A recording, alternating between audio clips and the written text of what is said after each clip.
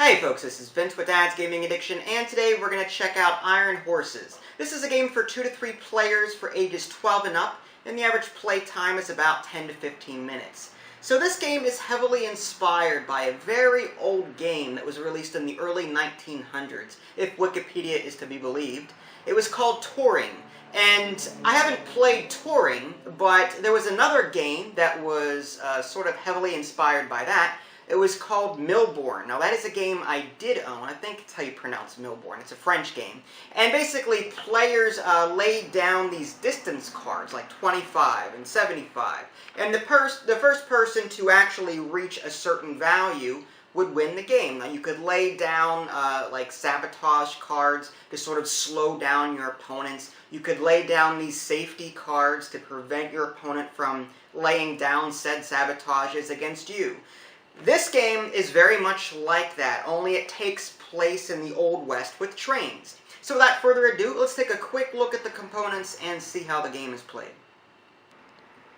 Okay, so before we begin, it's worth noting that the developer actually sent me 2 copies of the game. One is the standard edition for 15 bucks. You'll find it on the Game Crafter. And as you can see, it comes in this smaller card case here. Here's the instruction booklet and the deck of cards.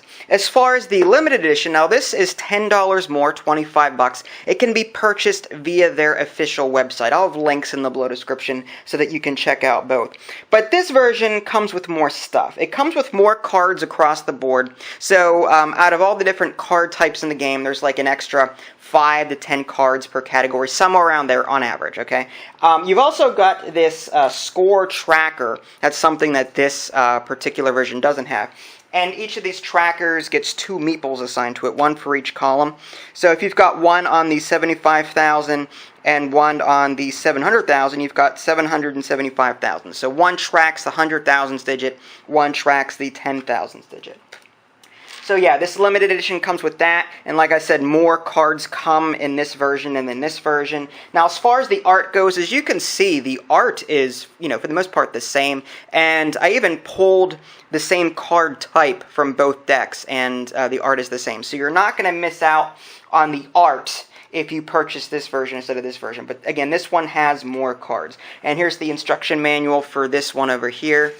It's about, 8 pages roughly. It's smaller print though, and then this is larger, of course, at about 6 pages. Now, again, while the components are a little different, the game plays exactly the same. The goal is the same. The number of cards you get per player is the same. So what I'm going to do is I'm just going to cover one of these 2. In fact, I think I'll just cover the limited edition just because it's nicer and I prefer it over the smaller one. Okay, so before we actually explain how the game is played, I figured I'd show you some of the cards. Over here on the left, you've got these railway cards. Now, the limited edition comes with 8, whereas the smaller standard edition only comes with 4. And basically, at the beginning of the game, players will choose one, and then one time throughout the entire game, they can perform the special action listed on the card. So this one here is 1 extra action. This one is protect 1 resource, prevent 1 tariff, prevent 1 broken coupling. So again, players will get 1 at the beginning of the game, and then 1 time they'll be able to activate that card for, a special ability. And now this does not cost an action. I'll get to actions in a little bit. Each player also gets 1 of these trackers and 2 meeples to go along with that. And this tracker, again, is sort of like a scorecard of sorts. If you don't feel like doing the math yourself, you can use these meeples and this tracker here. And it also tells you what the different resources are in this particular deck. Now, what it doesn't tell you is how many of a particular card is in the deck. That's something that would have been nice to know, but, that's a quick aside. As far as the other cards go, you've got blue bordered cards, red bordered cards, and these numbered valued cards. Basically money cards here. And the way these work, the red cards can be played on another player in order to stop them in their tracks. And for example, the broken coupling here, you'll need to play a remedy, which is one of these blue ones over here, or spend $100,000 in order to get rid of this broken coupling. This storm, 1 fewer action. Remedy is 50,000. Out of coal, remedy is refuel. So again, one of these blue cards is refuel. or you can spend $100,000 from what you've accumulated in order to get rid of that. So basically, red is bad. You don't want red. You want to get rid of red if possible, but you do want to play it on other players to slow them down, because whenever a red card is played on another player, they can't play these cards here, at least in most cases. In other cases, they just simply limit how much they can put down. Speaking of these numbered cards here, again, this is just money cards. Basically, players are going to be trying to lay down a total of $1 million in order to win the game. So, like Milbourne and like Touring, you're going to be laying down these valued cards, trying to be the first to reach the point value listed. And again, these blue cards will counter these red cards, so you can play these to get rid of these. Now, there are some other cards, like in Milbourne, there's like permanent cards that you can get to prevent someone from playing a red against you at all. Like this Marshall card, Immune to Hijacker. There may be a few others in the deck, but there's more. Express, immune to unscheduled stop. So you can have these in front of you as well in order to, stop a particular card from affecting you. Just to quickly go over game setup and the flow of play, what you're going to do is you're going to separate these railway cards from the rest of the deck. Each player chooses one, puts it in front of them like that, and then when they use it throughout the game, they just simply rotate it, 90 degrees, whatever the case is. Or, you could flip it upside down, whatever you want to do. Anyway, each player also gets one of these trackers along with 2 meeples. This deck of cards here is shuffled, and each player receives 5 cards to form their starting hand. On your turn, you get a total of 3 actions, and because I don't have a photographic memory, I'm going to be referring to the rulebook here. Now, the first thing that you can do on your turn is draw a card from the deck. So that's very simple. You can pick a card from the deck, draw it, that's done. The second action you could do on your turn is transporting, and that basically involves you finding a numbered card here and putting it down in front of you. And then you would adjust your tracker appropriately. That's 25,000, so I'd go ahead and put a meeple on the 25,000. That's another thing you can do on your turn. Now, it's also important to stress that you can do these in any order, and you can repeat these if you want to. Remedy. Let's say you had a red card in front of you. Let's say that this was in front of me or whatever, and I couldn't do much with that. So I'm going to play a remedy card on top of this in order to get rid of it, or I can pay $100,000 in order to get rid of it. That would also cost an action point. Last but not least, you can also play a sabotage card, and that's one of these red cards. If you want to play a red card on another player, you can go and do that. So if I just play that over there against my opponent, that'll slow them down, whatever the case may be. And it also depends on the card. Some will stop them from laying down cards at all. Others will limit how much they can put down on their turn.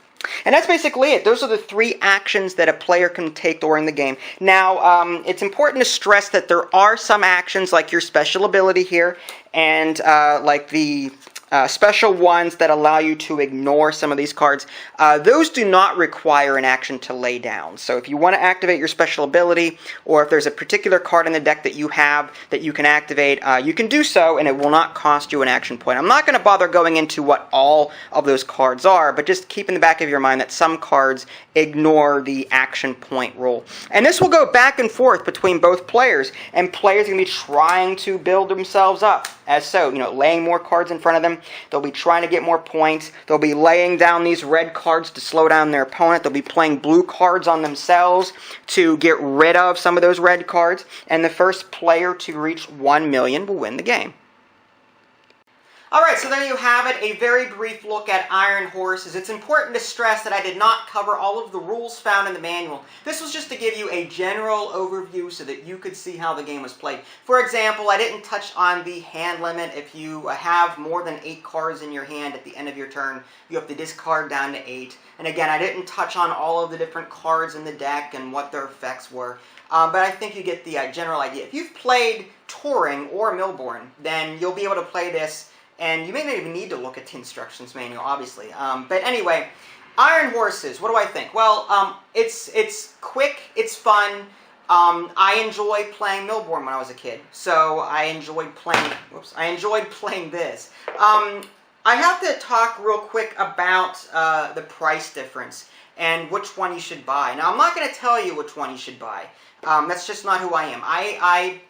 Every person on this planet has a different idea in their head as to what things should cost. So I'm not going to sit here and tell you, you should buy this over this or whatever. But this here is 15 bucks. And to me, that is a good value because most card games on the market are between 10 and 20 bucks. So that's good here.